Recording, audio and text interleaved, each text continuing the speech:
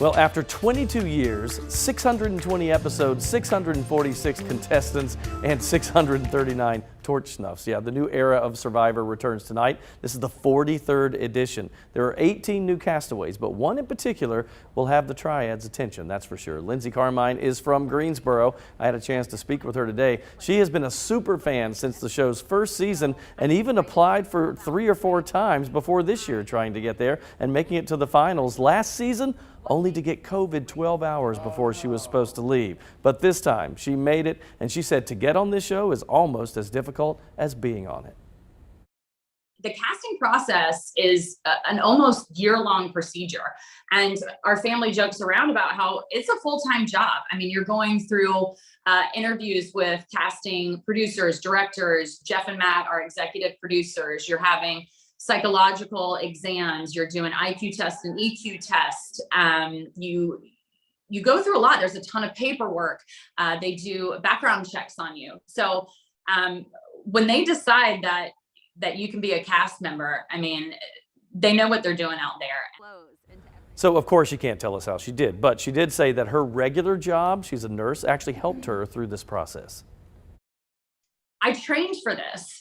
I knew it would be hard, but I think what prepared me was being a frontline worker in the middle of a pandemic. I mean, the game's going to show you tonight that I'm currently a pediatric nurse, but I took care of COVID patients for a very long time. And I just kept telling myself that if I can handle that and I can go through my patients dying on me of COVID, I can handle anything. And so I feel like it definitely gave me a leg up.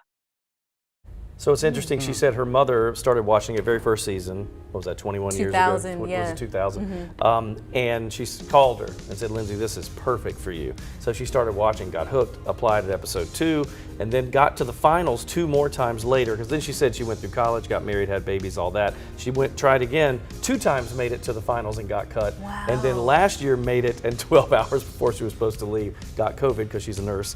So finally, they let her come back this year. That just means it wasn't her time. So that means God has something special planned for you, girl. Like, she might actually take it all home. I mean, to be preparing this long and then finally get on there. She said it's just as taxing mentally as it is physically, probably more so. And think about the determination. I mean, for years she's tried to get on this thing. 2 decades. Most people have probably been like, you know what, I tried, I'm out. Right.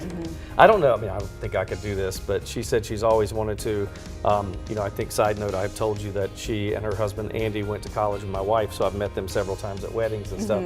And she said, I have for 2 decades I've wanted to be on this show, so now here she is. And for her to be such a super fan and been watching since the very beginning is probably going to give her a leg up, because I'm sure they might repeat some of the different challenges to some extent. So it's going to be interesting to watch, that's for sure. She did say, mentally, she said, I'm kind of a friendly connector, you know, if you're a pediatric nurse, you would be friendly with families and the kids and all that.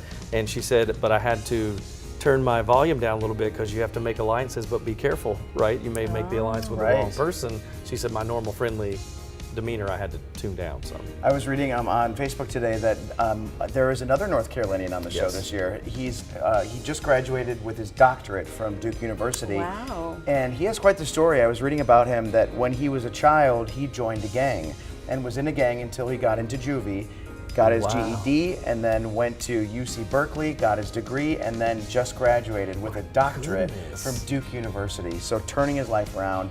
We're working on that story for next week. But, That's really cool. Really cool story. I didn't know that. I'll forgive him for going to Duke. But other than that, just kidding. Survivor 43 is airing right here on WFMY News 2. It's at 8 o'clock, followed by the 34th season premiere of The Amazing Race, another great show.